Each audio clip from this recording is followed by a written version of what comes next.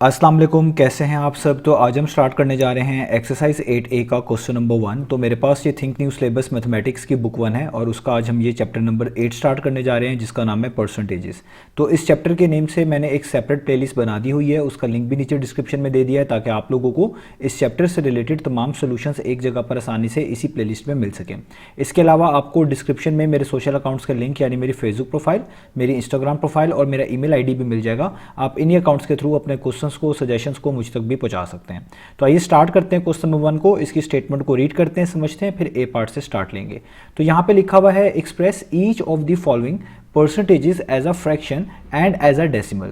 तो आपको कहा जा रहा है कि क्वेश्चन नंबर 1 के दो पार्ट्स में आपको परसेंटेजेस दी गई हैं। आपने इन परसेंटेजेस को फ्रैक्शन में भी रिप्रेजेंट करके दिखाना है और डेसिमल फॉर्म में भी रिप्रेजेंट करके दिखाना है। आप देख सकते हैं ए पार्ट में लिखा हुआ है 47% और बी पार्ट में लिखा हुआ है 64%। तो आपने इन दोनों पार्ट्स को, ये जो आपके पास वैल्यूज हैं जो कि इन टर्म्स ऑफ परसेंटेज आपको गिवन है, इनको आप जनरली परसेंटेजेस भी कह सकते हैं, इन दोनों वैल्यूज को आपने फ्रैक्शन में और एक दफा डेसिमल में आपने एक्सप्रेस करके दिखाना है। अब यहाँ पर कुछ चीजें इंपॉर्टेंट है जो कि आपको मालूम होनी चाहिए। सबसे पहले तो ये वाला जो परसेंटेज का सिंबल होता है, इसके मीनिंग होते हैं 1 आउट ऑफ 100। तो जहां पे भी परसेंटेज का सिंबल आएगा, अगर आप उसको रिमूव करेंगे तो उसकी जगह पर आप 1 आउट ऑफ 100 लिखेंगे। अगर इस तरह लिखा आ जाए 2%, तो इसका मतलब हो जाएगा एक तरह का 2 आउट ऑफ 100। और इसको आप सॉल्व इस तरह कर सकते हैं कि आप 2 वैसे लिख लें, परसेंटेज सिंबल की जगह पर 1 आउट ऑफ 100 लिख लें, जिस तरह मैंने यहाँ पर लिख लिया।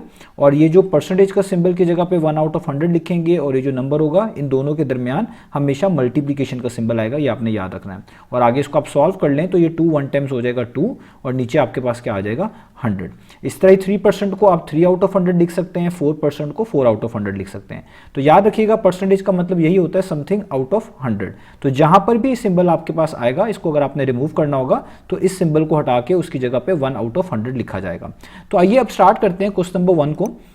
तो आप देखिए क्वेश्चन नंबर 1 में जो ए पार्ट दिया हुआ है उसमें लिखा हुआ है 47%।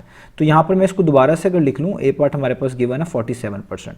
अब अगर आप इसको फ्रैक्शन फॉर्म में लेके आना चाहते हैं तो सबसे पहले आपको इस परसेंटेज सिंबल को यहां से हटाना होगा। और मैं आपको भी बता चुका हूं कि जब भी आप परसेंटेज सिंबल को रिमूव करेंगे तो उसकी जगह पर 1 आउट ऑफ 100 लिखेंगे। तो आइए यही करते हैं। सबसे पहले तो मैं 47 को वैसे ही लिखूंगा और आगे मल्टीप्लिकेशन का सिंबल लगाऊंगा और परसेंटेज की जगह पर आ जाएगा 1 आउट ऑफ 100। तो हमेशा आपने परसेंटेज के सिंबल को इसी तरीके से रिमूव करना है, उसकी जगह पे 1 आउट ऑफ 100 लिखना है और उससे पहले इस तरह मल्टीप्लिकेशन का सिंबल आना चाहिए। अब आप इसको आगे सॉल्व कर लें। 47 के नीचे कुछ नहीं लिखा हुआ तो मैं अपनी आसानी के लिए यहाँ पर 1 लिख रहा हूँ, आप ये ना भी लिखें तो भी ठीक है। तो न्यूमरेटर हमेशा सामने वाले फ्रैक्शन के न्यूमरेटर से मल्टीप्लाई होता है, डिनोमिनेटर हमेशा सामने वाले फ्रैक्शन के डिनोमिनेटर से मल्टीप्लाई होता है। इसमें अगर कैंसिलेशन हो रही हो वो भी आप कर सकते हैं। तो 47 1 टाइम्स कितना हो जाएगा 47 और नीचे 100 टाइम्स कितना हो जाएगा 100। तो देखें ये फ्रैक्शन फॉर्म में आ गई हमारे पास चीज़। फ्रैक्शन फॉर्म इसी को बोलते हैं ना जिसमें कुछ ना कुछ न्यूमरेटर में लिखा हुआ नजर आए और इस लाइन के नीचे कुछ ना कुछ डिनोमिनेटर में लिखा हुआ नजर आए जीरो के अलावा, तो इस पूरी चीज़ को हम फ्रैक्शन बोलते हैं। तो देखें आपने 47% को किस फॉर्म में कन्वर्ट कर लिया, फ्रैक्शन फॉर्म में कन्वर्ट कर लिया। ठीक है, अब अगर इनमें कैंसिलेशन हो सकती है तो आपने कैंसिलेशन कर लेनी है, अगर नहीं हो सकती तो यहां तक ही इसका आंसर होगा। जैसे 47 आउट ऑफ 100 ये लिखा हुआ है तो इसका मतलब है कोई भी ऐसा नंबर नहीं है 1 के अलावा जो 47 और 100 को कैंसिल आउट कर सके। तो इसलिए आप इसको मजीद यहाँ पे आगे सिंप्लीफाई नहीं करेंगे, यही इसकी फाइनल फ्रैक्शन फॉर्म होगी, यही इसकी सिंपलेस्ट फॉर्म होगी, ये भी आप कह सकते हैं। अब अगर आपने डेसिमल फॉर्म में इसको कन्वर्ट करना है तो आपके पास दो मेथड हैं। एक मेथड तो ये है कि आप 47 को 100 पर डिवाइड करें और डिवाइड करने के बाद जो आंसर आएगा वो ऑटोमेटिकली डेसिमल फॉर्म में आ जाएगा, तो वो यहाँ पे लिख दें। और दूसरा एक चीज़ ये होती है कि जब भी कोई फ्रैक्शन ऐसी लिखी हो जिसके डिनोमिनेटर में 10 के मल्टीपल हो, 10 के मल्टीपल लाइक 10 हो, 100 हो, या आप कह लें 1000 हो, या आप कह लें 10,000 हो और इसी तरीके से आगे हो, तो इन फ्रैक्शंस को डेसिमल फॉर्म में कन्वर्ट करना बहुत आसान होता है।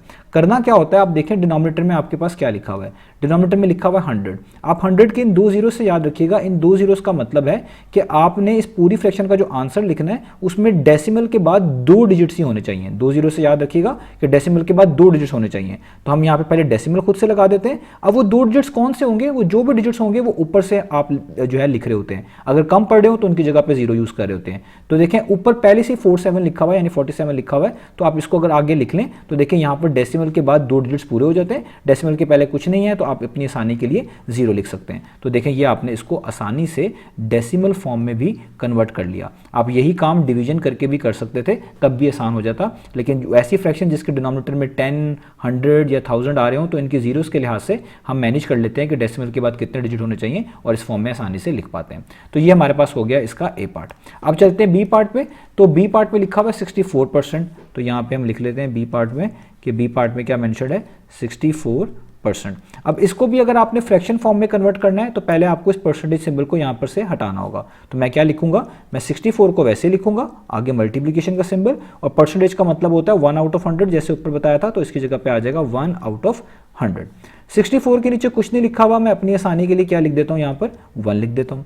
अब आपको पता है कि न्यूमरेटर न्यूमरेटर से मल्टीप्लाई होता है, डिनोमिनेटर डिनोमिनेटर से मल्टीप्लाई होता है। तो 64 1 टाइम्स कितना हो जाएगा 64, और 100 टाइम्स कितना हो जाएगा, वो हो जाएगा 100। अब आप देखें यहाँ पे कैंसिलेशन होती है, ये 64 भी और 100 भी जो है इसके कॉमन फैक्टर्स आपके पास अवेलेबल हैं। अब किससे आप इसको जो है कर सकते हैं, आप देखें 64 100 दोनों 2 से भी डिविजिबल है, 2 के टेबल में भी 64 आता है और 2 के टेबल में 100 भी आता है, ठीक है। इसके अलावा 64 और 100 4 से भी डिविजिबल है। तो आपको जो बड़ा नंबर मिले उससे कैंसिल आउट कर लीजिएगा, उससे आपके लिए चीज़ें बहुत आसान हो जाएंगी, ठीक है। तो जैसे आप देखें 4 को अगर मैं 16 से मल्टीप्लाई करूं तो 64 होता है, और 4 को 25 से मल्टीप्लाई करूं तो 100 होता है। तो ऊपर आ गया आपके पास 16 और नीचे आपके पास आ गया 25।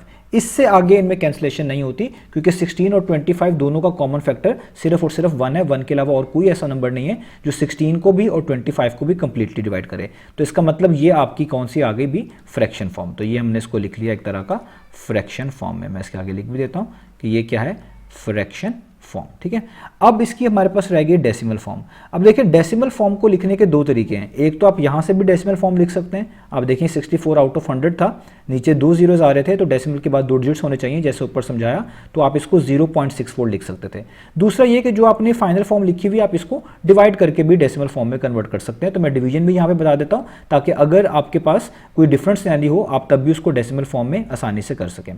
तो यहाँ पे लिखा हुआ 16 डिवाइडेड बाय 25, तो ये रफ वर्क का काम है। तो मैं यहाँ पे लिख देता हूँ कि आपने 16 को किससे डिवाइड करना है, आपने करना है 25 से। तो 16 को इस तरह लिखेंगे और 25 को आप इस तरह बाहर लिख लेंगे।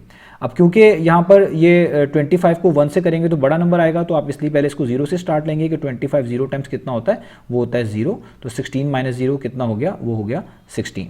अब देखें 16 यहाँ पर छोटा है, ये 25 बड़ा है, तो आप यहाँ पे डेसिमल का यूज़ करेंगे, और वही डेसिमल आप यहाँ पे भी जो लगाएंगे यहाँ पे भी लगाएंगे, और यहाँ पर अभी आप एक से ज़्यादा 0 भी लिख सकते हैं, उसको लिखकर इस तरह नीचे उतार लेंगे। तो ये क्या बन गया, 160 बन गया। अब आपने देखना है कि 25 को किस नंबर से मल्टीप्लाई करें कि 160 के पास पास आ जाए। तो सबसे क्लोजेस्ट आता है 25 6 टाइम्स, क्योंकि 25 6 टाइम्स करें तो आपके पास आता है 150। अगर आप 7 टाइम्स करेंगे तो 160 से बड़ा हो जाएगा, उसको तो हम यूज़ नहीं कर सकते। और 160 में से 150 माइनस कर दें तो सिर्फ यहाँ पे क्या बचता है, 10। अब देखिए 10 भी 25 से छोटा है, तो ऊपर से कोई डिजिट नीचे उतारना पड़ेगा, क्योंकि आप डेसिमल पहले लगा चुके हैं। तो 1 0 यहाँ पर लिखकर इस तरीके से आप नीचे उतार सकते हैं। अब ये बन गया 100। अब 25 को किससे मल्टीप्लाई करें कि या तो 100 आ जाए, 100 के पास पास आ जाए। तो 25 4 टाइम्स आप जानते हैं वो 100 होता है, तो 25 4 टाइम्स करेंगे तो ये 100 आ जाएगा, और 100 माइनस 100 कितना हो जाएगा, वो हो जाएगा 0। तो हमारे पास आंसर आ गया 0.64। तो इसको देखें आपने डेसिमल फॉर्म में भी लिख लिया 0.64। तो ये इसकी कौन सी फॉर्म आ गई, ये इसकी आ गई डेसिमल फॉर्म, ठीक है। तो इस तरीके से अगर कोई नंबर हमारे पास परसेंटेज में गिवन हो, हम उसको फ्रैक्शन फॉर्म में भी कन्वर्ट कर सकते हैं और डेसिमल फॉर्म में भी कन्वर्ट कर सकते हैं। याद रखिएगा परसेंटेज के सिंबल को जब भी हटाना है आपने मल्टीप्लाई बाय 1 आउट ऑफ 100 यानी 1/100 लिखना है। इसके जरिए आप परसेंटेज के सिंबल को रिमूव करके फ्रैक्शन फॉर्म में और डेसिमल फॉर्म में ला सकते हैं। अब यही डायरेक्ट आंसर मैं यहाँ से भी निकाल सकता था। मैंने आपको अभी बताया कि कोई भी फ्रैक्शन जिसके डिनोमिनेटर में 10 या 10 के मल्टीपल आ रहे हो उनको डेसिमल फॉर्म में कन्वर्ट करना बड़ा आसान होता है। आप देखिए यहाँ पर नीचे 2 जीरोस थे, 2 जीरोस का मतलब आपको डेसिमल के बाद 2 डिजिट्स चाहिए होंगे, और ऊपर पहले से 2 डिजिट्स थे, एक 6 और एक 4। तो आप इसको डायरेक्ट भी यूं लिख सकते थे 0.64 आंसर के तौर पे, वो भी सही होता। बाकी मैंने आपको डिवीजन करके भी दिखा दिया। तो उम्मीद है आपको ये पहला जो क्वेश्चन है वो समझ आ गया होगा। इंशाल्लाह नेक्स्ट वीडियो से मिलेंगे बाकी सॉल्यूशंस के साथ।